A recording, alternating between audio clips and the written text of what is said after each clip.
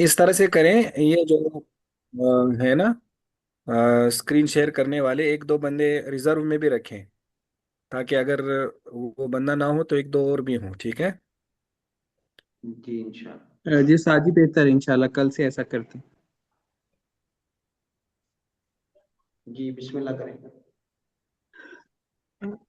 बिस्सनदिन मुत्तसिल मिन्ना इलल इमाम तिर्मिज़ी क़ाला बाबू मा जाअ फ़िल जमाअति फ़ी मस्जिदिन क़द सुल्लिय फ़ीही मर्रतन व बिही क़ाला हद्दसना हन्नादुन क़ाला हद्दसना अब्दतु अन सईद इब्न अबी अरूबा अन सुलेमान अन्नाजी अन अबी المتوكل عن ابي سعيد رضي الله عنه قال جاء رجل وقد صلى رسول الله صلى الله عليه وسلم فقال ايكم يتجر على هذا يتجر على هذا فقام رجل وسلم معه في الباب عن ابي امامه وابي موسى والحكم بن امير قال ابو عيسى وحديث ابي سعيد حديث حسن وهو قول غير واحد من اهل العلم من اصحاب النبي صلى الله عليه وسلم وغيرهم من التابعين قالوا لا باس ان يصلي القوم جماعه في مسجد قد صلي فيه وبه يقول احمد واسحاق وقال اخرون من اهل العلم يصلون فرادا وبه يقول سفيان وابن المبارك ومالك والشافعي يختارون الصلاة فرادا.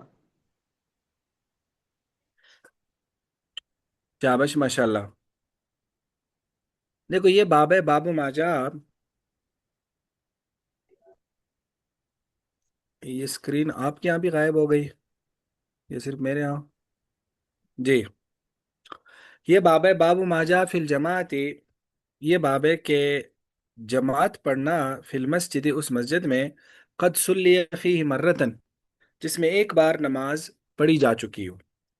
तो अबुल मुतवक्किल कहते हैं कि जा रजुलन, एक आदमी आया, वक़द सल्ला रसूल सल्लम, और नबी अलैहि सलातो सलाम नमाज पढ़ चुके थे। नबी अलैहि सलातो सलाम नमाज पढ़ चुके थे, तो एक आदमी आए। तो जब वो आए तो आप अलैहि सलाम ने फरमाया, अय्युकुम यत्तजिरु अला हाज़ा, कौन इसके साथ तिजारत करना चाहेगा। फ़क़ाम रजुलन, तो एक आदमी खड़ा हो गया, वसल्ला माहू, और आपके साथ और उनके साथ नमाज पढ़ी। वो फिल बाब, और इस बाब में हज़रत अबू मामा, हज़रत अबू मूसा हकम बिन उमैर से रिवायात हैं।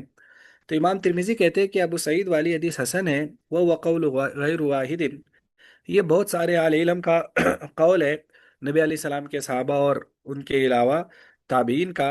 वो फरमाते हैं, ला बास, कोई हर्ज नहीं है, अयुसल्ली अल कौम, कि लोग नमाज पढ़े, जमातन, जमात की, फी मस्जिदिन, ऐसी मस्जिद में, कद सुल्ली फी, जिसमें नमाज पढ़ी जा चुकी हो, यानी एक मरतबा जमात हो चुकी हो। वह भी यकूल अहमद व इसहाक, यही अहमद इसहाक का कौल है। वकाल आखरून मिन आले इल्म, और दूसरे आले इल्म फरमाते हैं, युसल्लून फुरादा, कि ये अकेले अकेले नमाज पढ़ लें। यही सुफियान इब्न मुबारक, मालिक, शाफी का कौल है, इख्तारून सलाद फुरादा, जो अकेले नमाज पढ़ने को गोया के पसंद करते हैं और उसको इख्तियार करते हैं।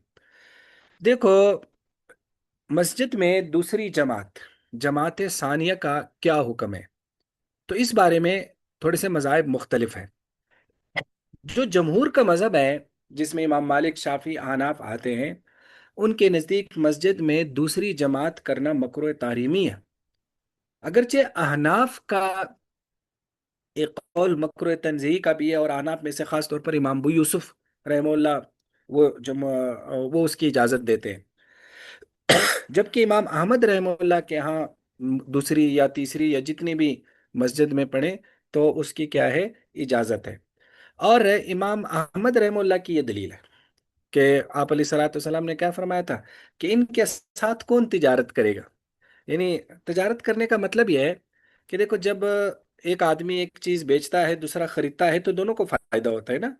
तो अब आप सलाम का फरमान यह था, मकसद यह था कि ये आदमी नमाज पढ़ रहा है, इसका तो सवाब है, दूसरा उसके साथ शरीक हो जाएगा तो उसको भी सवाब मिल जाएगा। तो वह कि दोनों ने एक दूसरे को सवाब दे दिया। तो इस तरह से उसको तिजारत से ताबीर कर दिया कि वो जमात में हर आदमी दूसरे के सवाब का जरिया बन जाता है। जैसे तिजारत में हर आदमी दूसरे के फायदे का जरिया बन जाता है, इसलिए आपने इसके लिए तिजारत का लफ्ज़ इस्तेमाल किया। और दूसरा वो कहते हैं, क़ियासी दलील उनकी है, वो कहते हैं देखें, मस्जिद तो जमात के लिए बनाई जाती है, तो लिहाजा जमात की नमाज उसमें जितनी मर्जी पढ़े तो ठीक है, उसमें कोई हर्ज नहीं होना चाहिए। लेकिन जमहूर जमहूर की देखो, जो पीछे जमात की फजीलत वाली एक हदीस गुजरी थी, जिस पर एक वईद आई थी कि आप अलैहि सलाम ने फरमाया कि जो लोग मस्जिद से जमात से पीछे रह जाते हैं तो मेरा दिल करता है कि उनके घर जलाऊं।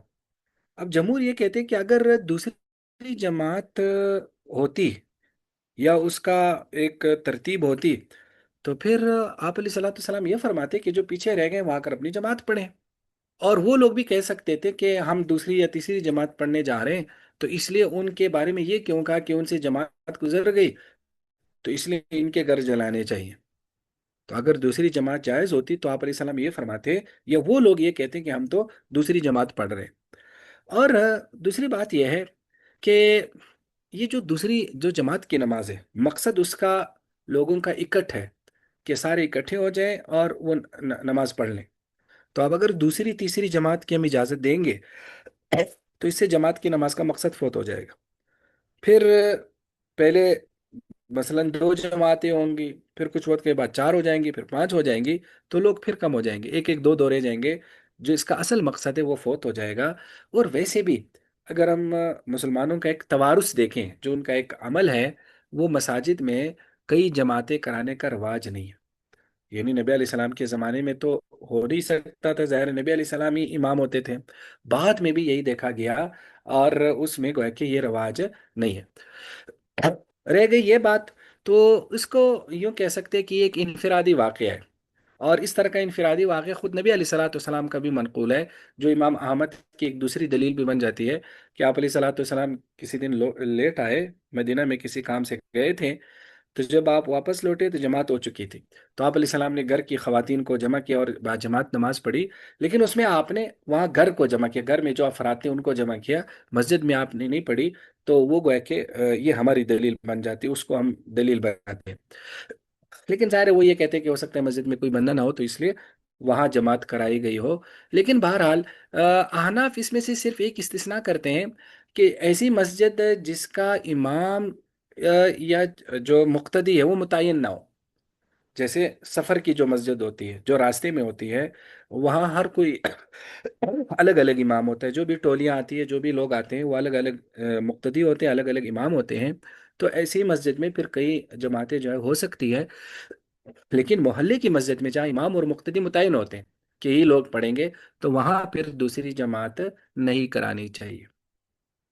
जी, आगे। जी एक्सक्यूज, जो आप सल्लल्लाहु जी, अलैहि वसल्लम ने कहा कि पूछें। मेरा दिल करता है कि मैं उनके घर जला दूं, वो तो इसलिए था ना कि लोग सुस्ती कर रहे थे, मस्जिद में आ नहीं रहे थे, इस वजह से। और ये जो सहाबी आके मस्जिद जिनके लिए आप बिल्कुल सल्लल्लाहु मस्जिद अलैहि वसल्लम में ने नहीं आ कहा रहे थे, था। लेकिन जी। जी जी पूछे। जी, तो जिन सहाबी के लिए आप सल्लल्लाहु अलैहि वसल्लम ने कहा वो पक्के नमाजी थे ना, तो उस दिन लेट हो गए होंगे, तो इस वजह से आप सल्लल्लाहु अलैहि वसल्लम ने उनके लिए कहा। तो और सर जो हाँ आजकल बिल्कुल, जमात यानी का ये है। एक ये तो जी हो सकती है। जी जी। जी। क्या? तो हरम में ना जो वो मुहाफिज होते हैं, जो शुरते होते हैं, तो वो जब जमात होती है ना, तो वो लोग तो उस जमात में शामिल नहीं हो सकते ना, उनकी मजबूरी होती है। तो वो लोग बाद में फिर अपनी जमात करवाते हैं, उनमें एक इमाम बन जाता है, बाकी सारे जो है वो उसके मुक्तदी होते हैं। असल में ना इस बारे में इमाम अबू यूसुफ रहमुल्लाह का एक बहुत अच्छा यानी मजहब है। वो ये कहते हैं कि अगर पहली जमात का की से जगह तब्दील कर दी जाए, फिर कई जमातें हो सकती है, फिर दूसरी जमात हो सकती है। और हमारे यहाँ अपने अपने असाजा को देखा है, इसी पर अमल करते हैं। तो अगर मसलन जिस जगह इमाम खड़ा है ना उस जगह इमाम खड़ा ना हो जाए, किसी और जगह मस्जिद में खड़ा हो जाए, मसलन पहली सफ में खड़ा हो जाए, दूसरी सफ में, और एक पीछे सफ़े बना ले, तो फिर इमाम अबू यूसुफ क्या वो जायज़ है। तो गोया कि असल में ना इसमें बुनियादी एक जो हिकमत ये है कि पहली जमात के साथ मुकाबला ना हो। तो जब जगह तब्दील हो जाती है या मुक्तदी तब्दील हो जाते हैं या रास्ते की मस्जिद होती है, तो फिर मुकाबला नहीं रहता। तो गोया कि असल इसमें जो मेन मकसद है वो ये है। तो लिहाजा जहाँ जहाँ मुकाबला नहीं होता, जैसे अभी आप शर्तों का आप बता रहे हैं, या जिस तरह ये आदमी आया तो नबी अलैहिस्सलाम ने इनसे फरमाया कि कोई इनके साथ शरीक हो जाए, तो इस तरह के गोया के इनफरादी वाक़यात में तो ठीक है। लेकिन बुनियादी तौर पर मसला यहाँ आएगा जहाँ मोहल्ले की मस्जिद हो और एक वक़्त मुकर्रर हो, और कुछ मोहल्ले वाले कहें कि हम तो दूसरी जमात कराएंगे। असल में बुनियादी कराहत वहाँ है। समझ में आ गई? जी सर, ये तो फिर तफरकाबाजी से रोकने के लिए कहा गया है ना। बिल्कुल ऐसे ही। जी। जी, पढ़ें। बाबू वैसे मा आप جی جی جی جی پوچھیں۔ ایک ہو اور آلریڈی جماعت دوسری جماعت ہو رہی ہو، تو اس کے اندر پھر ان کو جماعت میں شامل ہونا چاہیے یا اپنی انفرادی پڑھنی چاہیے؟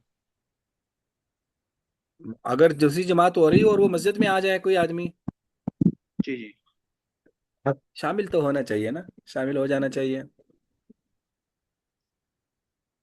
اصل میں نا دیکھو، اس میں میں نے آپ کو بتایا کہ کئی ساری چیزیں انوالو ہیں، یعنی معمول نہیں بنانا چاہیے، مقتدی الگ ہو، جگہ الگ ہو، تو اس طرح کے انفرادی واقعات میں مسئلہ نہیں، لیکن اگر معمول بنا لیا جائے ظاہر ہے وہ پھر ٹھیک نہیں ہوگا، تو اس لیے شریک ہو جانا چاہیے۔ استاد سر جی میں صحیح ایک سوال۔ چھوٹا سا واقعہ سناؤں یہاں پہ؟ بالکل سنائے۔ استاد مولانا زاہد الراشدی صاحب کی جو شیراں باغ میں مسجد ہے، تو جی وہ اپنا واقعہ سناتے ہیں کہ میں نے دیکھا کہ عصر کی نماز میں دو تین لوگ بعد میں آئے اور انہوں نے اپنی جماعت کروائی۔ تو ایک دن کروائی تو میں نے کچھ نہیں کہا، وہ کروا کے چلے گئے۔ دوسرے دن پھر ایسا ہی ہوا۔ جب تیسرے دن انہوں نے ایسا کیا تو میں نے ان کو بلا لیا، تو جی ظاہر بات ہے وہ اہل حدیث حضرات تھے، تو میں نے ان کو کہا کہ آئندہ ایسا نہیں کرنا۔ تو وہ کہنے لگے کہ حدیث میں آیا ہے۔ تو استاد جی کہنے لگے کہ حدیث میں دوسری جماعت آئی ہے لیکن معمول نہیں آیا۔ معمول نہیں آیا، شاباش، زبردست بات۔ تو یہ چیز ہے کہ معمول نہیں بنانا چاہیے انفرادی واقعات میں، اور اسی وجہ سے وہ سفر میں اجازت دیتے کہ وہاں معمول نہیں ہوتا۔ بہت خوب۔ جی پڑھیں، تشریفی ہو گئی اب آپ حضرات کو، پھر پڑھیں۔ باب ما جاء في فضل العشاء والفجر في جماعة. به قال حدثنا محمود بن غيلان قال حدثنا بشير بن السري قال حدثنا سفيان عن عثمان بن حكيم عن عبد الرحمن بن ابي عمرو عن عثمان بن عفان رضي الله عنه قال قال رسول الله صلى الله عليه وسلم من شهد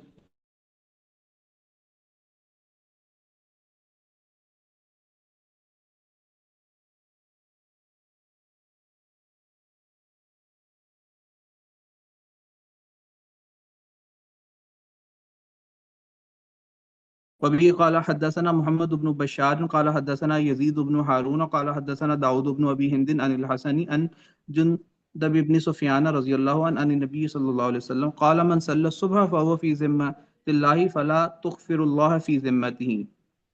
قال أبو عيسى حديث عثمان حديث حسن صحيح وقد روي هذا الحديث عن عبد الرحمن بن أبي أمرة عن عثمان رضي الله عنه موقوفا ورفي من غير وجه عن عثمان رضي الله عنه مرفوعا. وبه قال حدثنا عباس الأنبري قال حدثنا يحيى بن كثير أبو غسان الأنبري عن إسماعيل الكحالي عن عبد الله بن أوس خزاعي عن بريدة الأسلمي عن النبي صلى الله عليه وسلم قال بشر المشاعين في الظلم إلى المساجد بالنور الطام يوم القيامة.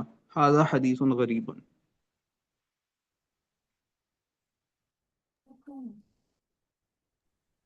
شابش ماشاء اللہ۔ دیکھو یہ باب ہے، باب ما جاء فی فضل العشاء والفجر، کہ عشاء اور فجر پڑھنا جماعت کے ساتھ۔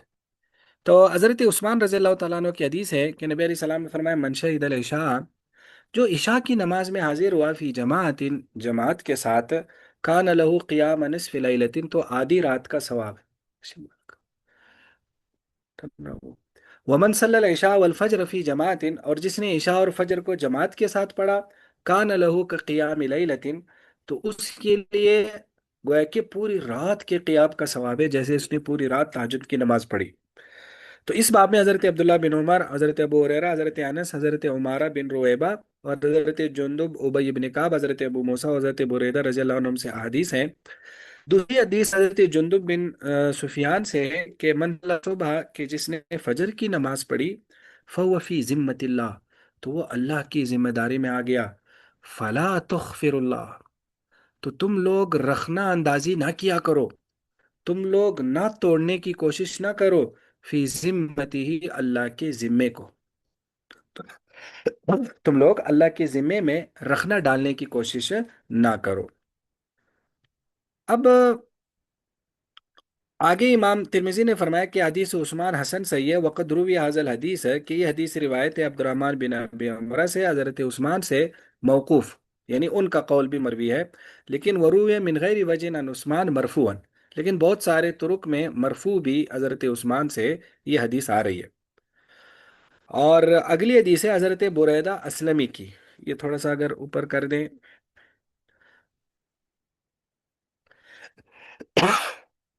جزاکم اللہ۔ حضرت بریدہ اسلمی کی روایت ہے کہ بشر المشائین، نبی علیہ السلام نے فرمایا ان لوگوں کو خوشخبری دو جو چلتے ہیں فی الظلم تاریکیوں میں الی المساجد، مساجد تک، بالنور التام یوم القیامہ، مکمل نور کی قیامت والے دن۔ دیکھو یہ احادیث بڑی واضح ہیں، بس صرف اس میں ایک تھوڑا سا جو اوپر والی جو پہلی حدیث ہے جس میں آپ علیہ صلاۃ والسلام نے فرمایا کہ جس نے عشاء جماعت کے ساتھ پڑھی تو آدھی رات تہجد کا ثواب ہے، اور جس نے فجر اور عشاء دونوں پڑھی تو پوری رات تہجد کا ثواب ہے۔ یہ بہت ساری احادیث میں کسی عمل کے ثواب کو دوسرے عمل کے ساتھ کمپیئر کیا گیا ہے۔ جیسے مثلا آتا ہے کہ جس نے 3 بار قل اللہ پڑھا تو وہ پورا قرآن پڑھنے کے برابر ہے، اور اسی طرح بہت ساری چیزوں کو گویا کہ اس طرح سے کمپیئر کر کے بیان کیا گیا۔ تو اب ان احادیث کا کیا مطلب ہے؟ یعنی ان احادیث کا یہ مطلب ہے کہ مثلا پھر وہ عمل کرے ہی نا، مثلا 3 بار قرآن پڑھنے کا، 3 بار قل واللہ پڑھنے کا مقصد پورا قرآن پڑھنے کے برابر ہے، تو پھر پورا قرآن مت پڑھے، بس 3 بار قل واللہ پڑھتے رہے۔ اس کی مختلف توجیہات ہیں، مجھے جو ایک توجیہ سب سے پسند ہے وہ گویا کہ میں آپ کے سامنے بیان کرتا ہوں، میں نے وہ ترمذی شریف ہی کی شرح میں آتی ہے۔ تو ایک مشہور توجیہ اس کی ہم نے اپنے اساتذہ سے یہ سنی تھی کہ دراصل ایک ہوتا ہے عمل کا ثواب، ایک ہوتا ہے اس عامل کا سٹیٹس۔ تو ایک آدمی مثلا تہجد پڑھتا ہے تو تہجد کا ایک ثواب ہے نا، ایک اس کی خاص کوانٹیٹی ہے، مثلا اس میں یوں سمجھ لو، ہم ایک مثال سمجھ لیتے ہیں 1,000 نیکیوں کا ثواب ہے، ٹھیک ہے۔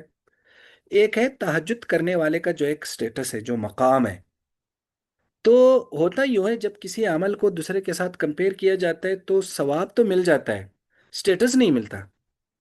اس کی مثال مثلا اساتذہ یوں بیان کرتے تھے، جیسے ایک آدمی وزیر اعظم ہے، اب وزیر اعظم کی تنخواہ آج کل کے حساب سے مثلا 2 لاکھ روپے ہے۔ اب اسی طرح کے ایک آدمی کسی ادارے میں ملازم ہے، اس کی تنخواہ بھی 2 لاکھ روپے ہے، تو وہ یہ کہہ سکتا ہے کہ میری تنخواہ وزیر اعظم کے برابر ہے، لیکن اس سے وہ وزیر اعظم تو نہیں بنا نا۔ تو ثواب تو ایک ہے، یعنی تنخواہ تو ایک جیسی ہے، لیکن سٹیٹس الگ الگ ہے۔ تو گویا کہ ایک آدمی جو پورا قرآن پڑھتا ہے اس کا سٹیٹس پورے قرآن پڑھنے والے کا ہوتا ہے۔ ہاں، پورے قرآن پڑھنے میں جو ثواب ہے وہ 3 بار قل واللہ پڑھنے کا ثواب ہے۔ اسی طرح جو تہجد ہے تو اس کا جو ایک ثواب ہے تو فجر اور عشاء دونوں پڑھنے میں اتنا ثواب ملے گا، لیکن تہجد گزار کا سٹیٹس نہیں ملے گا۔ تو سٹیٹس ایک الگ گویا کہ مرتبہ ہے، ایک الگ اس عمل میں اس کو شامل کیا جاتا ہے، اس کا ایک الگ یعنی قیامت والے دن اس کا ایک الگ ایک گویا کہ ایک خاص مقام ہوگا۔ یہ توجہ بھی بڑی اچھی ہے، لیکن ترمذی شریف کی ایک شرح میں اس کی توجہ یہ لکھی گئی ہے کہ دراصل ہر عمل کا ایک اصلی ثواب ہوتا ہے، ایک اضافی ثواب ہوتا ہے جو اللہ کی طرف سے انعام ہوتا ہے۔ تو جب یہ ایک عمل کو کسی عمل کے ساتھ کمپیئر کیا جاتا ہے تو اس کا مطلب ہے کہ اس عمل کا ایک اصلی ثواب تو ہے، اضافی ثواب مثلا تہجد جیسا ہے۔ اب جب ایک آدمی تہجد پڑھے گا تو اس کا اصلی ثواب تو آ گیا تہجد والا، لیکن اس کو اضافی ثواب اور پتہ نہیں کیا ملے گا۔ کو گویا کہ جب کہا جاتا ہے کہ اس عمل کا ثواب اس کے برابر ہے، مثلا 3 بار قل واللہ پڑھنے کا ثواب قرآن کے برابر ہے، یہ دراصل اضافی ثواب کی بات ہو رہی ہے۔ ایک تو 3 بار قل واللہ پڑھنے کا اپنا ثواب ہے، وہ تو مل جائے گا، اضافی ثواب اس میں قرآن جیسا ثواب مل جائے گا۔ اب ایک آدمی نے جو پورا قرآن پڑھا تو پورے قرآن کا جو اصلی ثواب ہے وہ تو مل جائے گا، اس کا اضافی ثواب پھر اور ہوگا۔ تو اس طرح سے پورا قرآن پڑھنے والا وہ 3 بار قل واللہ آگے سے بڑھ گیا نا، کیونکہ اس کو تو 3 بار قل واللہ کا اصلی ثواب اور پورے قرآن جیسا اضافی ثواب مل گیا۔ جو آدمی قرآن پڑھے گا پورا، اس کو قرآن کا اپنا ثواب بھی ملے گا، اضافی ثواب اللہ کی طرف سے پتہ نہیں وہاں کیا ہوگا تو وہ بھی مل جائے گا۔ تو یہ بھی بڑی اچھی توجہ ہے کہ ان جیسی احادیث میں دراصل اس انعامی یا اضافی ثواب کی بات ہو رہی ہے کہ وہ اس جیسا عمل اللہ انعام کے طور پر وہ اس جیسا ثواب اس کو دے گا، لیکن جب وہ عمل کرے گا باقاعدہ تو اس میں اس کا اصلی ثواب تو یہی ہوگا، لیکن ساتھ اضافی ثواب اور بھی ہوگا۔ یہ دونوں تو جہاد سمجھ میں آ گئی یا نہیں آئی؟ جی سر، جیسے آپ کہہ رہے ہیں کہ پورا قرآن پڑھنے والے کے لیے ثواب، تو وہ ایک حدیث میں آتا ہے نا، آپ صلی اللہ علیہ وسلم نے فرمایا کہ قیامت والے دن اللہ کہے گا قرآن کی قاری کے اوپر تو پڑھتا جا اور درجات جو ہے وہ چڑھتا جا. تو اس کے درجات جہاں پہ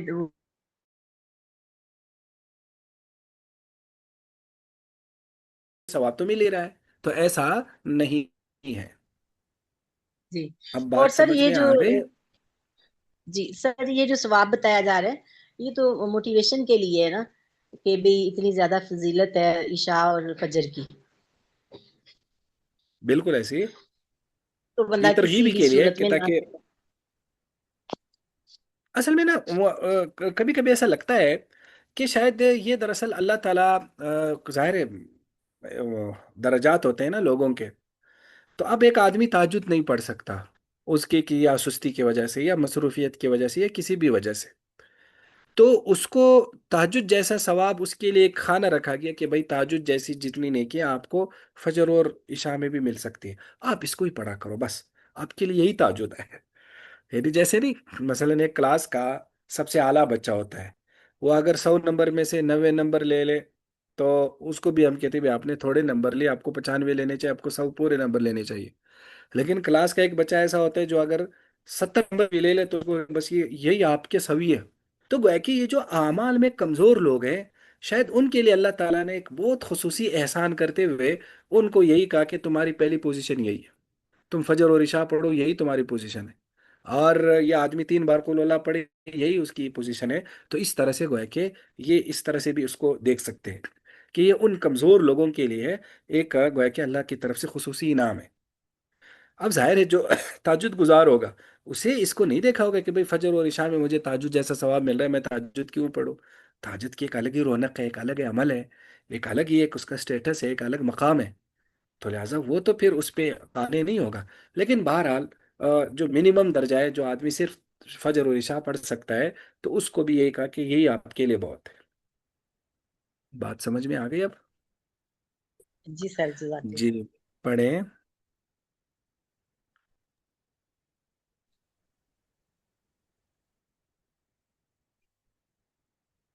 باب ما جاء في فضل الصف الاول وبه قال حدثنا قتيبة قال حدثنا عبد العزيز بن محمد عن سهيل بن ابي صالح عن ابيه عن ابي هريرة رضي الله عنه قال قال رسول الله صلى الله عليه وسلم خير صفوف الرجال اولها وشرها آخرها وخير صفوف النساء آخرها وشرها أولها. وفي الباب عن جابر وابن عباس وأبي سعيد وأبي وعائشة والإرباز بن سارية وأنس رضي الله عنهم أجمعين. قال أبو عيسى حديث أبي هريرة حديث حسن صحيح. وقد روي عن النبي صلى الله عليه وسلم أنه كان يستغفر للصف الأول ثلاثا وللثاني مرة. وقال النبي صلى الله عليه وسلم لو أن الناس يعلمون ما في النداء والصف في الأول ثم لم يجدوا إلا أن يستحموا عليه لاستحموا عليه. به قال حدثنا بذلك إسحاق بن موسى الأنصاري قال حدثنا معن قال حدثنا مالك حدثنا قتيبة عن مالك عن سمي عن أبي صالح عن أبي هريرة رضي الله تعالى عنه عن النبي صلى الله عليه وسلم مثله. شابش ماشاءاللہ. یہ باب ہے باب ما جاء فی فضل الصف الاول، پہلی صف کی فضیلت کے بارے میں.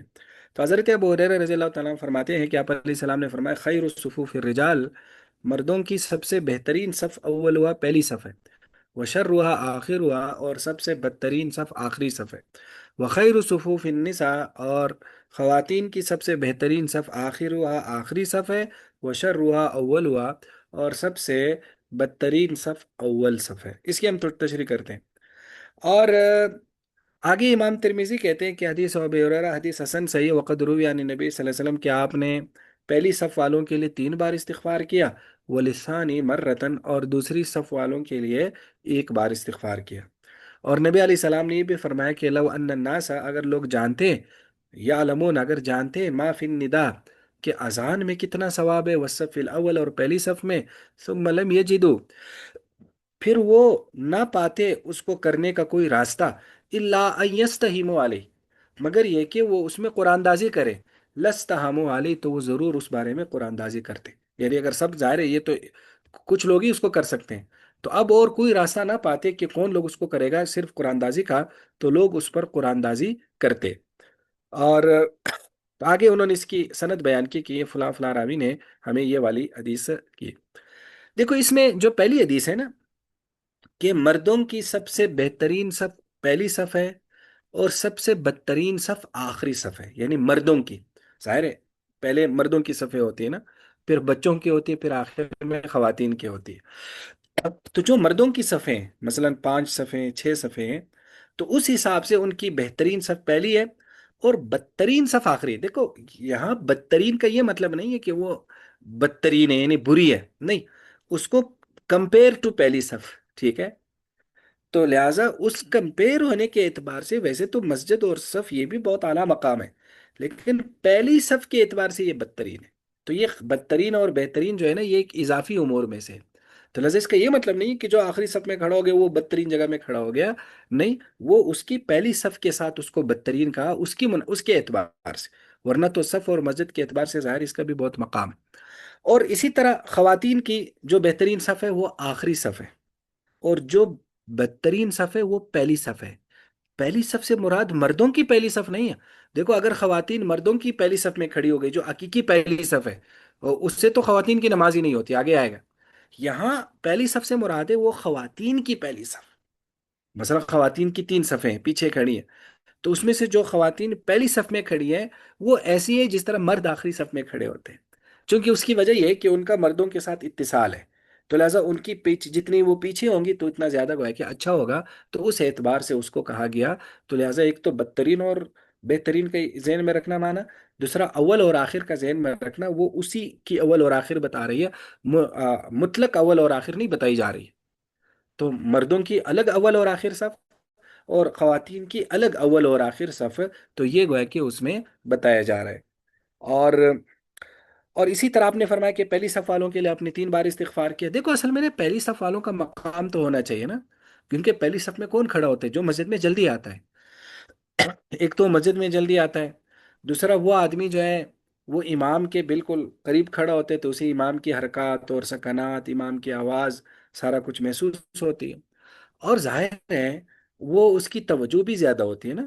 یعنی یہ ایک بالکل کامن سینس کی بات ہے کہ جو لوگ پہلی صف میں کھڑے ہوتے ہیں ان کی نماز کی توجہ اور ہوتی ہے، جو درمیان والی صفوں میں کھڑے ہیں تو ان کی توجہ اور ہوتی ہے، تو اس کی توجہ بھی ان کی توجہ بھی بہت اعلیٰ ہوتی ہے. تو ان تمام امور کی بنیاد پر پہلی صف والوں کی بڑی فضیلت بتائی گئی. تو اس لیے کوشش کرنی چاہیے اگر کوئی آدمی مسجد کا عادی ہے اور جماعت میں جانا ہی ہے تو کوئی 5-10 منٹ بندہ پہلے چلے جائے اور پہلی صف میں شامل ہو جائے تو زیادہ ثواب ملے گا. اور اس میں ایک میں اتنا ثواب بتایا گیا کہ اس میں قرآن دازی بھی اگر کرنی پڑتی تو لوگ کرتے ہیں، لیکن پہلی صف کو ضرور اختیار کرتے ہیں اور اذان دینے میں پہل کرتے ہیں. تو اس لیے ظاہر ہے نیکیوں کا کوئی لمٹ نہیں ہے، یا اللہ کی قربت کی کوئی لمٹ ہے ہی نہیں. تو لہٰذا اگر جو آدمی مسجد میں شریک ہوتا ہے وہ اس سے افضل ہے جو آتا ہی نہیں. پھر جو مسجد میں شریک ہوتے ہیں تو ان کے درمیان بھی پھر کیٹیگریز ہے.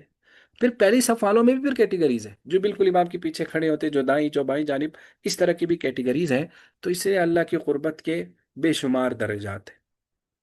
جی آگے. ایکسکیوز می سر، جی جن پوچھیے. مساجد میں خواتین کے لیے الگ جگہ ہوتی ہے تو وہاں پہ تو پھر خواتین کے لیے بھی پہلی صف میں ہی بیٹھنا افضل ہے نا؟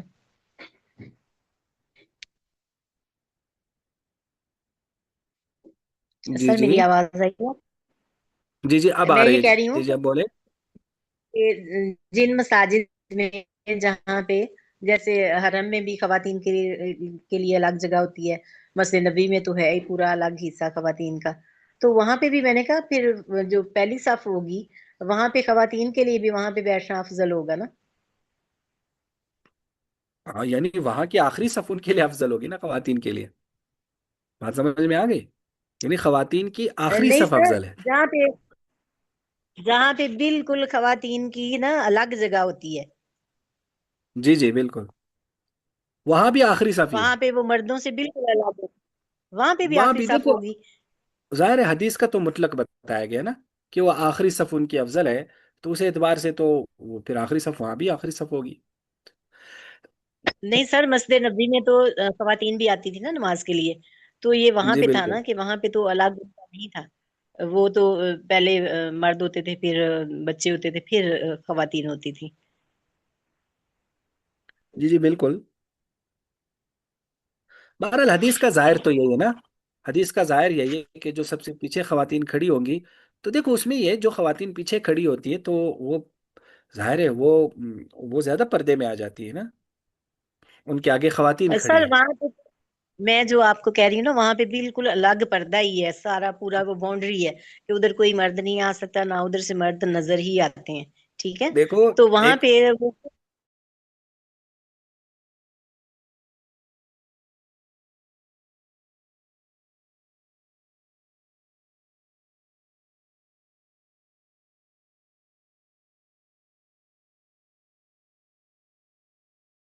उमूमी होता है, फिर इसमें एक जगह से कुछ अगर इस्तिस्नात में वो मकसद या जो असल में हुक्म में हिकमत छुपी हुई हो वो ना भी पूरा हो रहा हो, तब भी हुक्म वही होगा। बात समझ में आ गई या नहीं आई? तो लिहाजा अब मसलन यूँ समझ लो जैसे ये जो हम जो ट्रैफिक लाइटें हैं उस पे हम क्यों खड़े होते हैं, ताकि हादसा ना हो। अब ऐसा हो सकता है कि किसी जगह हादसा गुजर भी जाए तो हादसा नहीं होगा ना, तो इसका मतलब है फिर वहां से गुजरना जायज़ है।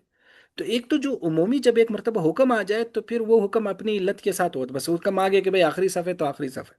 अब इसकी जो हिकमतें हैं कि भाई मर्द उनको नजर ना आए या ये ना आए, हो सकता है ये बाज़ जगहों पे ये हिकमतें ना भी पूरी हो रही हो, फिर भी हुक्म यही दिया गया है। तो देखो इसमें फिर इस तरह को नहीं देखा जाता कि वहां तो मर्द नहीं देखते तो लिहाजा यहाँ फिर हुक्म ही नहीं होगा, ऐसा नहीं होता। तो जो एक हुक्म होता है वो लग जाता है, वो फिर उमा। हाँ, रह गई ये बात कि भाई आगे नहीं जाना, हमने पीछे खड़े होना, इस तरह से भी नहीं करना। आगे आ जाए इकामत सुफूफ में आ रहा है कि भाई सफ़ों को तो बनाना है, तो उसमें ऐसा नहीं करना कि भाई चूंकि मैंने पीछे खड़े होना है तो मैं आगे क्यों जाऊं। भाई सफ़ों को सीधा करना ये हर नमाजी की जिम्मेदारी, आगे आ रहा है तो लिहाजा वो फिर अलग एक शरीयत का हुक्म है। तो वो हुक्म अलग है, ये हुक्म अलग है। तो इसलिए इन दोनों को गोया कि अगर वो आगे नहीं जाएगा और कहेगा मैंने पीछे खड़े होना है, एक खातून मसला, तो वो सफ को नहीं पूरा कर रही, तो उस एतबार से फिर वो गलत कर रही है ना। तो एक पहलू तो उसने ठीक किया, दूसरा गलत कर दिया। तो दीन यही होता है कि उस तमाम कम्बिनेशन को पूरा करना है। ऐसा नहीं है कि भाई एक पहलू को सिर्फ देखना है, दूसरे को नहीं देखना, तीसरे को देखना है। इन तमाम की कम्बिनेशन से जो एक चीज सामने आ जाए उसमें देखो। अब आप देखो सिर्फ इसको नहीं देखना कि भाई मर्द देख रहे हैं, जो खातून आखिर में आएगी तो वो दरअसल सबसे आखिर में आई है ना।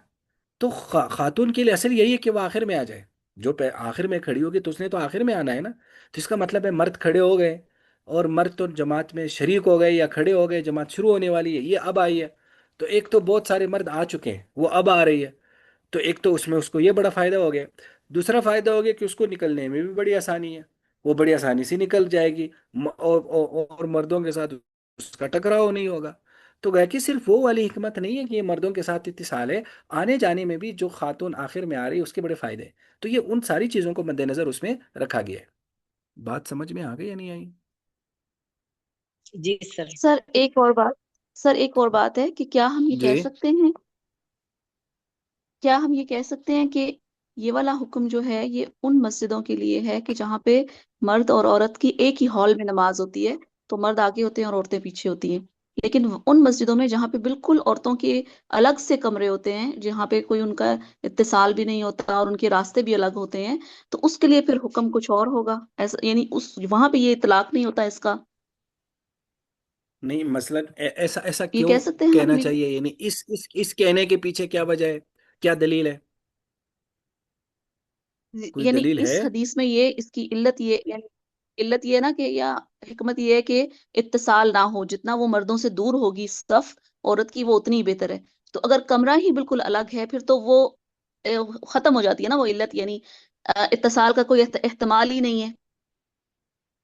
तो देखो वहां पे फिर ये इत्तिसाल, ये जो आप हिकमत, लागू नहीं हो। जो हमने हिकमत निकाली है, ये उस हदीस की को सामने रख कर एक हिकमत इस मुस्तंबत की गई हदीस में तो नहीं बताया गया ना। तो वो जब इल्लत मनसूस होती है फिर उसके अलग अहकामात होते हैं, और हिकमत और इल्लत ये थोड़े से मबाइस गहरे हैं ना। तो इसलिए ये इस तरह से खुद को हुक्म को यहाँ अप्लाई करना है या नहीं अप्लाई करना है ऐसा नहीं होता। बात समझ में आ गई? तो जब जो हुक्म होता है शरी हुक्म, उसको तो अप्लाई करना है। हो सकता है किसी जगह उसकी हिकमत पूरी हो रही है, किसी जगह नहीं हो हिकमत पूरी हो रही है। तो हिकमत के पीछे नहीं जाना। हाँ, अगर इल्लत आ रही हो, इल्लत फिर और चीज़ है, इल्लत पर हुक्म का मदार होता है, हिकमत पर नहीं। तो लिहाजा हिकमतें किसी जगह पूरी होंगी, किसी जगह नहीं होंगी। मसलन देखो, सफर की नमाज की हिकमत क्या है? कि भाई आसानी हो। अब अगर एक आदमी कहता है मुझे 4 रकत पढ़ने में आसानी है, मैं थका हुआ हूं ही नहीं, تو کیا وہ اپنی جگہ سے وہاں اپنے طور پر وہاں وہ حکم اپلائی کرے گا کہ نہیں میں یہاں 4 رکعت پڑھوں گا کیونکہ میں تھکا ہوا نہیں ہوں، ادھر میں تھکا ہوا ہوں تو 2 رکعت پڑھوں گا؟ نہیں، ایسا نہیں ہوتا بھائی، جب وہ مسافر ہے تو بس وہ تھکا ہوا ہے یا نہیں، وہ پھر اس کا ہے کہ اس نے 2 رکعت ہی پڑھنی ہے۔ تو وہ حکمت اس طرح سے شریعت میں اپلائی نہیں ہوتی، وجہ اس کی ہے کہ جب ہر ایک کو اس طرح سے اختیار دے دیا جائے تو وہ حکم شرعی بالکل ایک پھر وہ حکم رہتا نہیں نا، پھر تو ہر ایک اس کو اپنے اپنے طور پر اس کو موڑے گا نا، جس طرح سے اس کو موڑنا چاہے، جس طرح سے اس کو کرنا چاہے۔ تو شریعت کی کسی بھی حکم میں ایک حکمت نہیں ہوتی، کئی سارے حکمتیں ہوتی، جس طرح بھی میں نے بتا دیا کہ چلو یہ والی حکمت تو ہے کہ وہ مردوں سے چھپی ہوئی ہے تو وہاں تو وہ حکمت، لیکن وہ آخر میں آنا اور سب سے پہلے نکلنا یہ کتنی بڑی حکمت ہے، تو لہذا اور بھی بہت ساری حکمتیں اس میں گویا کہ ہو سکتی ہیں۔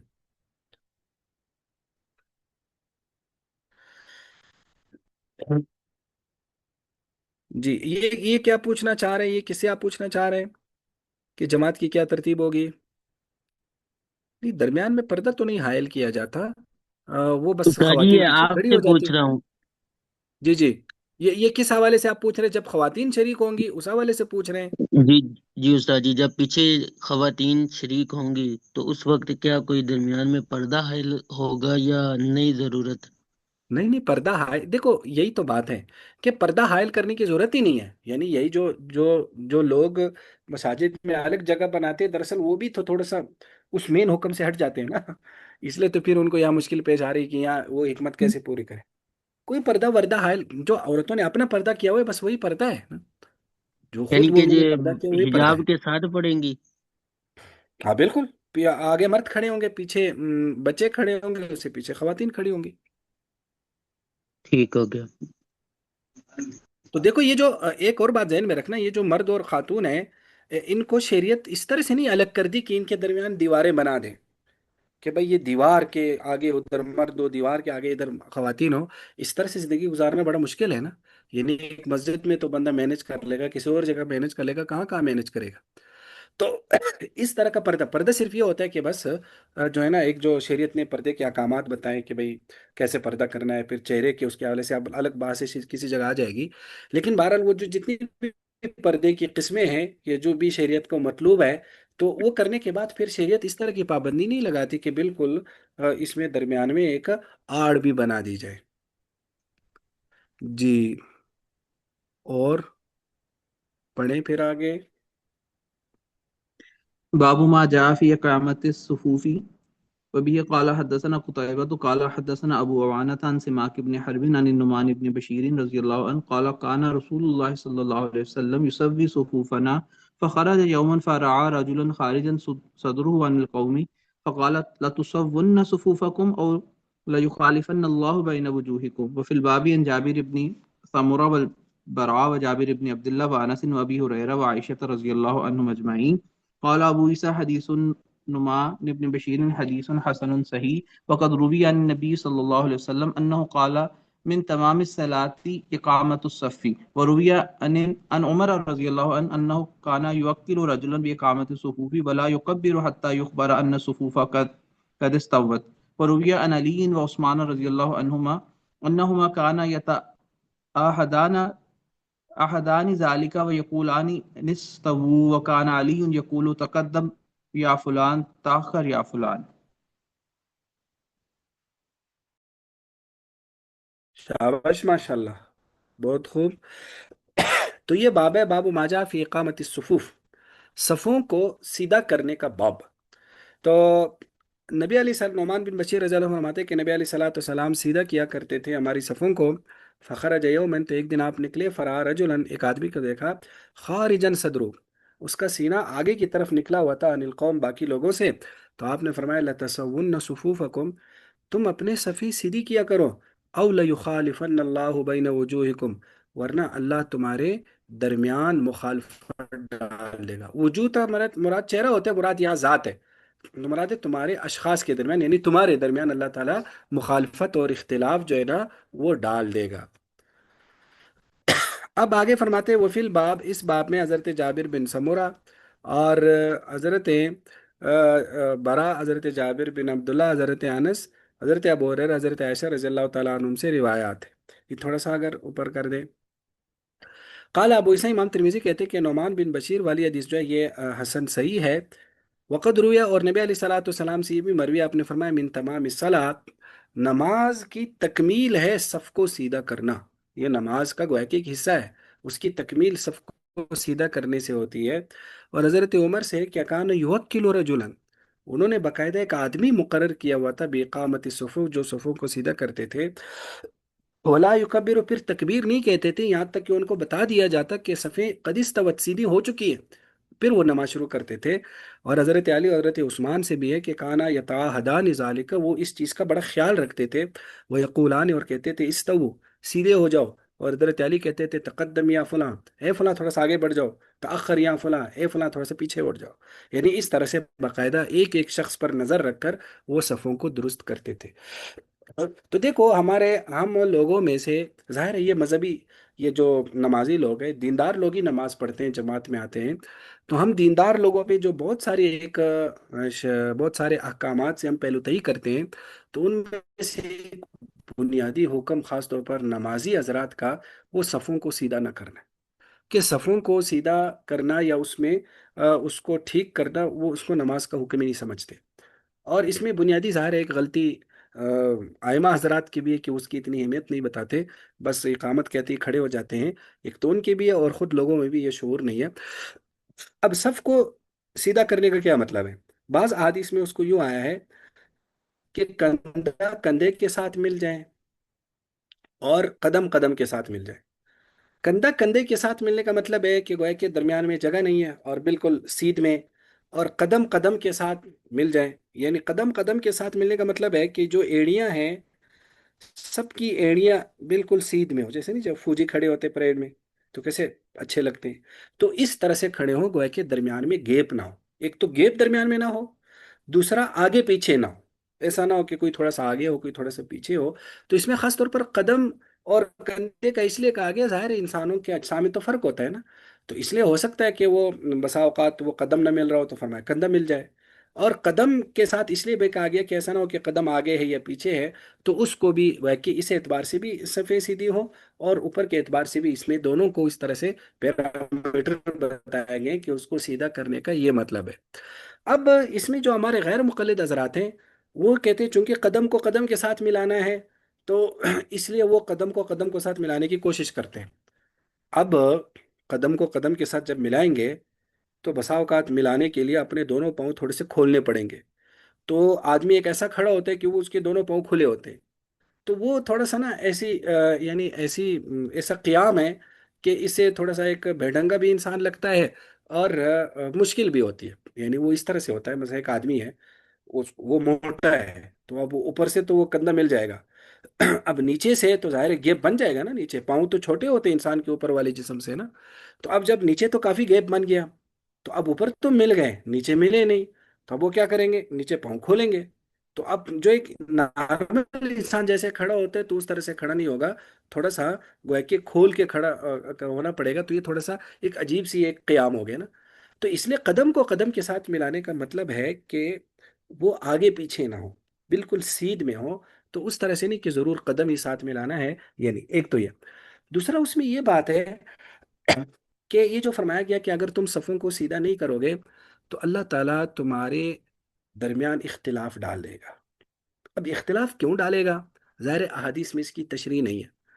तो या तो यूँ कह सकते हैं कि दरअसल ये इसका एक लाजमी नतीजा होगा कि इख्तिलाफ डलेगा। वो कैसे, कि जब मस्जिद में सफ़ें सीधी नहीं होंगी, तो इसका मतलब है हर आदमी को अपनी पड़ी हुई, हर आदमी कह रहा है बस मैं खड़ा हूँ, कोई मेरे से आगे खड़ा है, पीछे खड़ा है, कोई मसला नहीं, कोई दरमियान में जगह है, तो गोया कि उसे एक गैर मुनज़्ज़म सी, हर हर आदमी नमाज को अपनी इनफिरादी समझेगा, हालांकि एक इज्तिमाई इबादत है। तो इस तरह से एक अफरा तफरी, या यूँ समझ लो कि सबको अपनी पड़ी हुई है। तो जब सबको अपनी पड़ जाती है, तो फिर वही तो एक गैदरिंग, एक इज्तिमाइयत, इकट्ठ, ये ख़त्म हो जाता है। और फिर इख्तिलाफ तो फिर होगा। ये इसका मतलब है कि अगर लोग मस्जिद में भी एक दूसरे का लिहाज नहीं करते, और इस तरह से इज्तिमाइयत को रख नहीं पाते, तो वो और जगहों पे कहाँ रख पाएंगे।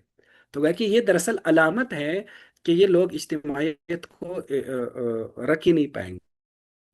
یا تو یہ مطلب ہے، یا بعض حضرات کہتے کہ نہیں، یہ باقاعدہ علت ہے، وجہ ہے، وجہ بن جائے گی اختلاف کی، کہ گویا کہ اس کی نحوست یہ پڑے گی کہ جب صفوں کو وہ سیدھا نہیں کریں گے تو اس کی نحوست یہ پڑ جائے گی، یا اس کے جو نقصانات ہوں گے، جو ایک ثواب وغیرہ، وہ نقصانات تو الگ ہو گئے، لیکن ایک دنیاوی نقصان یہ ہو جائے گا کہ یعنی اختلافات بڑھ جائیں گے، تو اس کی نحوست اس طرح سے پڑ جائے گی کہ اللہ تعالیٰ گویا کہ یہ اس طرح سے سزا دیں گے کہ جب تم میرے گھر میں بے ڈنگے کھڑے ہو رہے ہو، کوئی پیچھے ہے کوئی آگے ہے، درمیان میں گیپ ہے، تو پھر میں تمہیں عام زندگی میں بھی اکٹھا نہیں رکھ پاؤں گا، یعنی میں تمہیں نہیں رکھوں گا عام زندگی میں بھی، اور تم عام زندگی میں بھی پھر تم ایک دوسرے کی نہیں ہوگی، سب کی اپنی اپنی ایک خاص ترتیب ہوگی، تو ایک جو اجتماعیت اور اکٹھے یہ ختم ہو جائے گی۔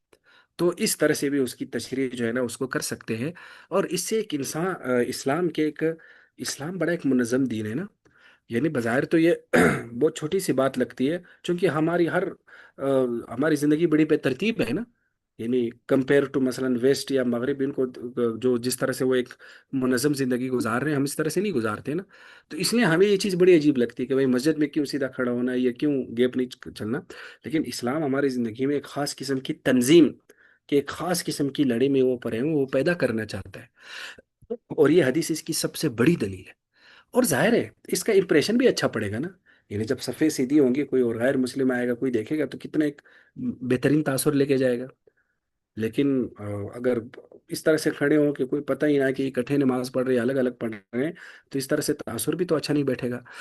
تو اس لیے یہ ایک عمل جو ہمارے دیندار طبقے سے اٹھ گیا ہے، اس کو باقاعدہ اس کا لحاظ رکھنا چاہیے، اور میں نے مدارس میں بھی اس کا لحاظ نہیں رکھا جاتا، لیکن جب ہم جامعہ رشید میں ہم تخصص میں تھے، تو جامعہ رشید میں ماشاء اللہ اس کا بڑا لحاظ رکھا جاتا تھا، اور وہاں باقاعدہ جو امام صاحب ہوتے تھے وہ باقاعدہ اعلان کرتے تھے، اگرچہ انہوں نے بھی پھر اس طرح سے غلو کیا ہوا تھا اس وقت تو ہمیں نہیں سمجھ آتا تھا اب، یعنی وہ انہوں نے غلو بھی کیا ہوتا ہے کہ انہوں نے وہ عربی والے الفاظ ہی پڑھنے ہوتے تھے، استو اور استو الصفوف اور اس طرح کے الفاظ، بھائی ٹھیک ہے عربی میں پڑھے سارے وہاں طلبہ ہیں علماء ہیں، لیکن عام لوگ بھی تو ہیں نا، تو یہ الفاظ بولنا ضروری نہیں ہے، بھائی اردو میں بولے کسی بھی زبان میں بولے صفوں کو سیدھا کریں، لیکن وہ پہ ایک خاص وہ الفاظ ہی بولتے تھے، تو وہی الفاظ جب ہمیشہ بولیں گے تو بسا اوقات وہ بھی پھر اس طرح سے ہو جاتے کہ لوگوں کی توجہ نہیں ہوتی، لیکن بہرحال ان الفاظ کا جو ظاہر ہے جو سمجھتے تھے تو ایک اثر ہو جاتا تھا، اور صفیں اور باقاعدہ کچھ وقت بھی دیا جاتا تھا تاکہ لوگ صفوں کو سیدھا کریں۔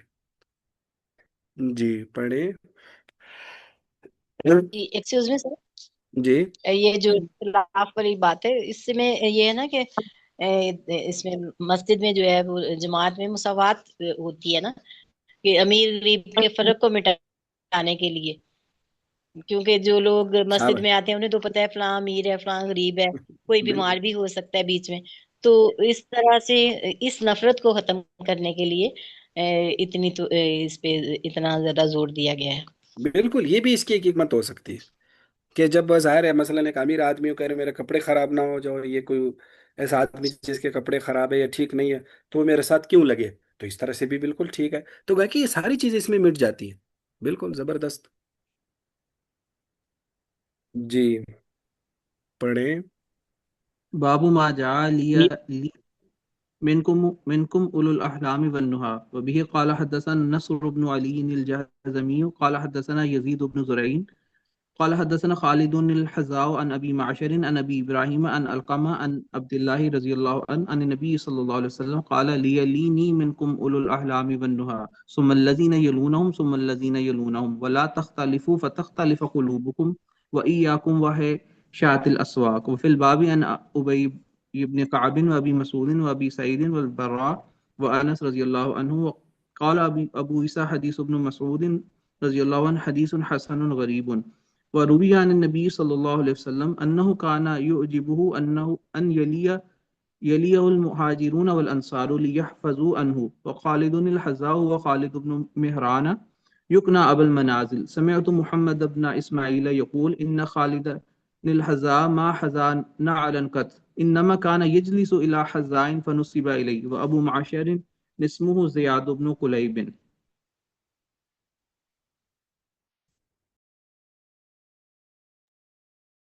شاباش ماشاء اللہ۔ تو یہ باب ہے، باب و ماجا، یہ باب ہے اس بارے میں کہ لیا لینی، یہ نبی علیہ السلام کا فرمان ہے، لیا لینی، یہ دراصل امر کا صیغہ ہے کہ میرے قریب رہیں، मिनकुम तुम में से, उलुल अहलाम जो बालिग लोग हैं, बड़े लोग हैं, वन नुहा और जो अक्लमंद लोग हैं। देखो अहलाम ये हुलम की जमा है। हुलम दरअसल बुलूग को कहते हैं, जब इंसान बालिग हो जाता है तो उसको कहते हैं ये यानी उसको एहतिलाम हो गया, वो बालिग हो गया, तो इसी से फिर ये बालिगों के लिए बोला जाने लगा। और नुहा जो है ये नोहियतुन की जमा है। नोहियत दरअसल अक्ल को कहते हैं। अरब लोग अक्ल को नोहियत इसलिए कहते थे कि ये नहीं से, नहीं का मतलब होता है रोकना। तो अक्लमंद आदमी जो होता है, ये जो अक्ल है उसके बुरे कामों से और इस तरह के कामों से चूंकि उसको रोकती है, तो नुकसानदेह कामों से, तो इसलिए वो अक्ल को नुहा भी कहते थे, नोहिया भी कहते थे। तो उलुन नुहा का मतलब होता है अक्लमंद लोग, आकिल लोग, समझदार लोग। तो हजरत अब्दुल्ला बिन मसूद से रिवायत है कि नबी अलैहि सलाम ने लिए लियनी, चाहिए कि मेरे करीब रहे, मिनकुम तुम में से, उलुल अहलाम बालिग लोग, बड़े लोग, वन्नुहा और अक्लमंद लोग, सुम्मल लजीन यलूनहुम फिर वो लोग जो उनके करीब हो, यानी फिर दूसरे दर्जे के जो उम्र में छोटे हैं या अकल और इल्म में छोटे हैं। सुम्मल लजीन यलूनहुम फिर वो लोग जो उनके करीब।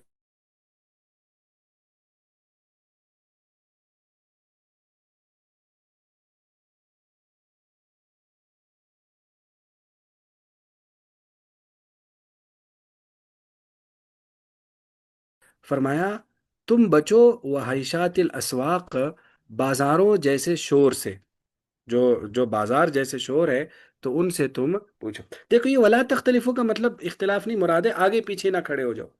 यानी इख्तिलाफ बाब, इस बाब में हजरत उबई इब्न काब, हजरत इब्न मसूद, अबू सईद और हजरत अनस रज़ियल्लाहु अन्हु से रिवायात है। और इमाम तिरमिजी कहते हैं कि हदीस इब्न मसूद हदीस हसन गरीब है।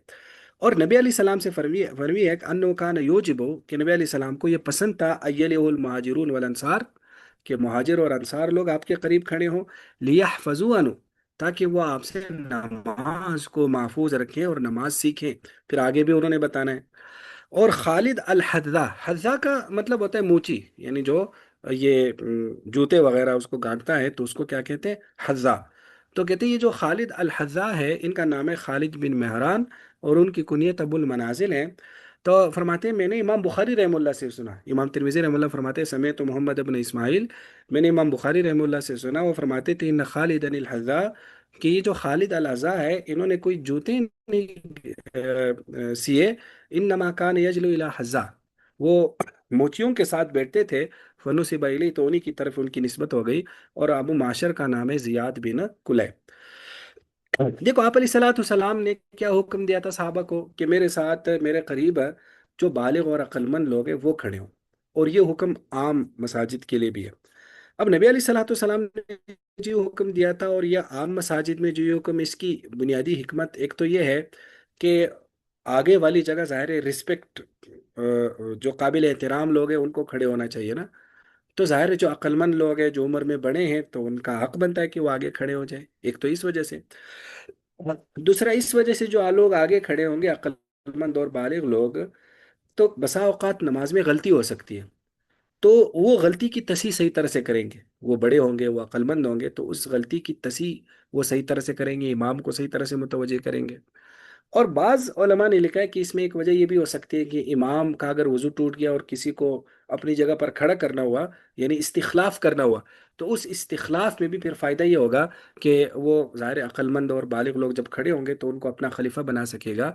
और ख़ास तौर पर नबी अलैहिस्सलाम के ज़माने में एक इजाफी हिकमत ये थी या वजह ये थी, ताकि आप अलैहिस्सलाम की नमाज को अच्छी तरह से महफूज रखें। ज़ाहिर है आप सलाम किस तरह से नमाज पढ़ते थे, रुकूर सजदा कैसे करते थे, आपकी हरकत और सकनात क्या होती थी, आप क्या पढ़ते थे, तो उसको सही तरह से महफूज करने के लिए भी ये समझदार लोगों को आगे खड़ा किया जाता था। तो हुक्म भी बहरहाल यही है। और इसी वजह से ये जो रफ़ायदैन की एक बहस आएगी आगे, तो हम एक बात ये बयान करते हैं कि अब्दुल्ला बिन मसूद रज़ियल्लाहु ताला अन्हु, ये इनसे अदम रफ़ा की हदीस है, आगे आएगी। और अब्दुल्ला बिन मसूद रज़ियल्लाहु ताला अन्हु ये बड़े अकाबिर साहबा में शुमार होते थे, यानी ये बिल्कुल चंद लोगों के बाद ये मुसलमान हुए थे। तो अब्दुल्ला बिन मसूद रज़ियल्लाहु ताला अन्हु जो बिल्कुल ज़ाहिर है बड़े लोग तो आगे खड़े होते थे। और जो रफ़ायदैन की हदीस है वो हज़रत अब्दुल्ला बिन उमर रज़ियल्लाहु ताला अन्हु से मरवी। और अब्दुल्ला बिन उमर रज़ियल्लाहु ताला अन्हु बिल्कुल असागिर, छोटे साहबा में थे, यानी उम्र के एतबार से छोटे साहबा में थे। तो ज़ाहिर है हम कहते हैं वो तो बहुत पीछे खड़े होते होंगे। تو یہ کیسے ہو سکتا ہے کہ عبداللہ بن مسعود نے نہ دیکھا ہو اور حضرت عبداللہ بن عمر نے دیکھا؟ بہرحال اس کی کچھ مزید تفصیل ہم وہاں بیان کریں گے، لیکن حکم یہی ہے کہ قابل احترام لوگ جو ہے نا آگے کھڑے ہو جائیں۔ سمجھ میں آ گیا یا نہیں آیا؟ اتنا کافی ہے یا ایک باب اور پڑھنا ہے؟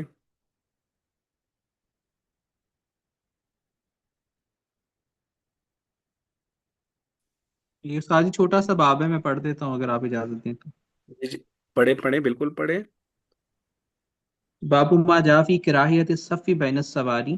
وبه قال حدثنا حناد قال حدثنا وكيع عن سفيان عن يحيى بن هاني بن قروة المرادي عن عبد الحميد بن محمود قال صلينا خلف أمير من الأمراء فاضطر الناس فصلينا بين الساريتين فلما صلينا قال أنس بن مالك رضي الله عنه كنا نتكي هذا على عهد رسول الله صلى الله عليه وسلم. وفي الباب عن قرة بن إياس المزني رضي الله عنه قال أبو عيسى حديث أنس حديث حسن صحيح. وقد كره قوم من أهل العلم أن يصف بين السواري وبه يقول أحمد وإسحاق وقد رخص القوم من أهل العلم في ذلك. شابش، ماشاء اللہ۔ دیکھو یہ باب اس بارے میں کہ صف بنانا مکروہ ہے بین سواری، ستونوں کے درمیان۔ تو حضرت عبد الحمید کہتے ہیں کہ ہم نے عمرا میں سے ایک امیر کے پیچھے نماز پڑھی، فاسترنا الناس، تو لوگوں نے ہمیں مجبور کیا، وہ ستونوں کے درمیان کھڑے ہو گئے۔ تو جب ہم نے نماز پڑھی تو حضرت انس رضی اللہ عنہ نے فرمایا کہ ہم اس چیز سے بچا کرتے تھے، نبی علیہ السلام کے زمانے میں ہم ستونوں کے درمیان نہیں کھڑے ہوتے تھے۔ اور اس باب میں حضرت قرہ بن یاس مزنی کی روایت ہے، اور امام ترمذی کہتے ہیں کہ حدیث انس حسن ہے۔ اور قوم اہل علم کے قوم نے مکروہ سمجھا ہے کہ ستونوں کے درمیان صف بنائی جائے، یہی احمد اسحاق کا قول ہے، اور بعض اس میں رخصت دیتے۔ دیکھو پہلے تو یہ سمجھو ستونوں کے درمیان صف بنانے کا مطلب کیا ہے۔ ستونوں کے درمیان مسجد میں ستون ہوتے ہیں نا، اب ایک ستون ادھر ہے، 2-3 فٹ کے فاصلے پر ایک اور ستون ہے، ظاہر ہے وہ ٹیک دیا ہوا ہے مسجد کو، پھر ایک اور ستون ہے۔ تو اب یہ جو دو ستونوں کے درمیان جگہ ہے، اس جگہ پر لوگوں نے کھڑے ہونا ہے۔ تو ستونوں کے درمیان کھڑے ہونے کا یہ مطلب ہے کہ وہ جو ایک لائن میں ستون جا رہی ہے نا، تو اب اس کے درمیان جو خالی خالی جگہیں ہیں، تو ان خالی جگہوں میں کھڑا ہونا، یہ مطلب ہے ستونوں کے درمیان کھڑا ہونا۔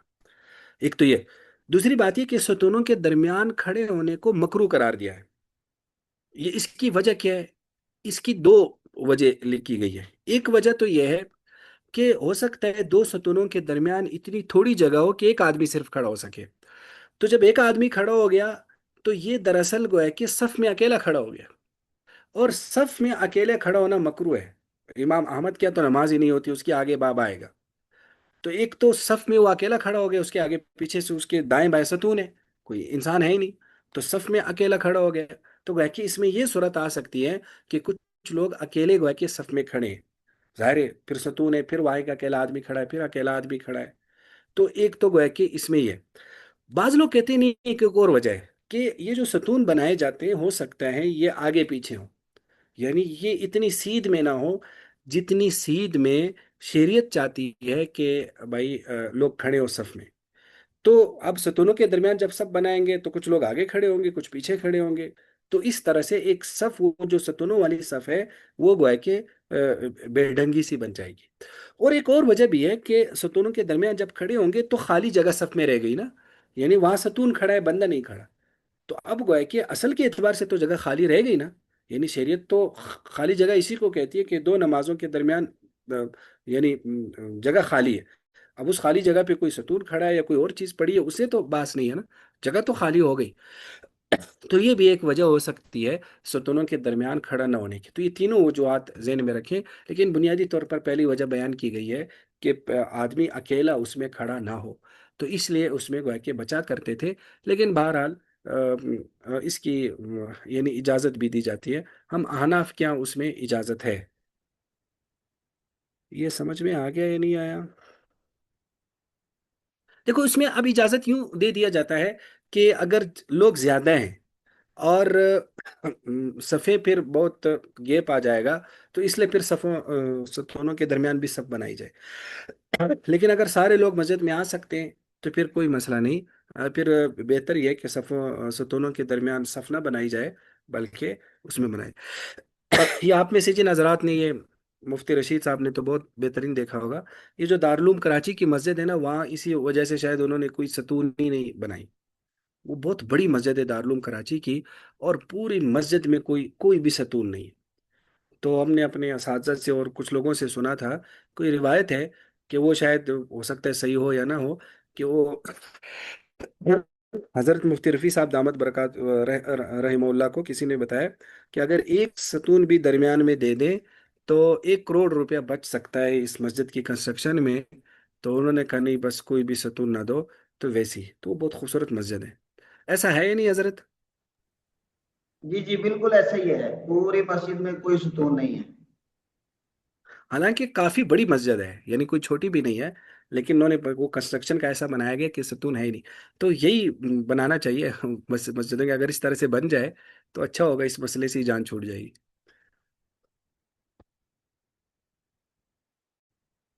भी हैं। जी, किसी का कोई सवाल है तो वो करें।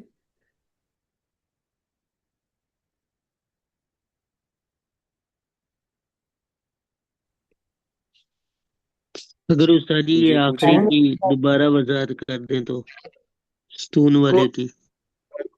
देखो सतून वाले की वजाहत ये है कि सतूनों के दरमियान खड़ा नहीं होना, मतलब ये है कि जाहिर है मस्जिद में सतून होते हैं ना, यानी जी उसकी छत उस्ताद जी। को सहारा देने के लिए। तो अब एक दीवार से आप शुरू हो जाए तो एक सतून मसलन दीवार के 5 फुट के फासले पे खड़ी है ना, फिर दूसरा जी सतून जी 2-3 फुट के फासले पर मजीद खड़ी है। ज़ाहिर है मस्जिद तो बड़ी लंबी होती है ना, तो उन जो दो सतून जो चल रहे हैं तो उनके दरमियान जो खाली जगह है उसमें सफ बनाने का मतलब है, कि उसमें सफ बनाई जाए या ना बनाई जाए, ये मतलब है। ये है सतूनों के दरमियान खड़ा होने का मतलब। आगे फिर हमने उसकी हिकमतें की या मना करने की वजूहत। तो एक वजह क्या बताई, कि हो सकता है दो सतूनों के दरमियान इतनी तंग जगह हो कि एक आदमी सिर्फ खड़ा हो, तो वो सफ में अकेला खड़ा होगा। तो सफ में अकेला खड़ा होना मकरूह तहरीमी आगे आएगा, बाज क्या नमाज ही नहीं होती।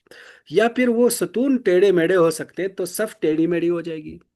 या गोया के उस सफ में इत्तिसाल नहीं होगा, क्योंकि दरमियान में सतून खड़े हैं। तो इस तरह से वो जो दो सफ़ों के दरमियान एक दो बंदों के साथ साथ खड़े हों, जिस तरह पीछे बाब में आया था, तो वो भी हुक्म पूरा नहीं होगा। इन वजूहात की बुनियाद पर सतूनों के दरमियान सफ बनाने से मना किया गया है। अब बात समझ में आ गई या नहीं आई? जी उस्ताद जी। लेकिन सर अगर बहुत ज्यादा उनके दरमियान डिस्टेंस हो कि काफी सारे लोग उसमें खड़े हो सकते हो, तो तब तो खड़े हो जाते हैं। हाँ बिल्कुल, यानी फिर इस वजह के एतबार से फिर खड़े हो सकते हैं, बिल्कुल। और खड़े होते ठीक। रहते हैं, जाहिर है। बस औकात ये होता है कि वो जगह ही नहीं होती, जाहिर है सुतून ज्यादा होते हैं खास तौर पर बड़ी मसाजिद में, तो इसलिए फिर उसमें खड़े हो जाते हैं लोग। जी। और जैसे सर मस्जिद नबी में भी बहुत ज्यादा सुकून है, हाँ और बिल्कुल, हरम में भी है। अरब जी। में भी बिल्कुल। और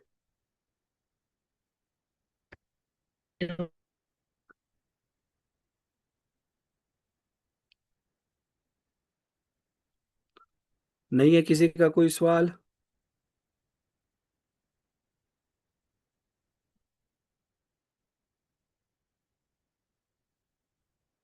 चले जी, फिर इतना काफी है इंशाल्लाह आज।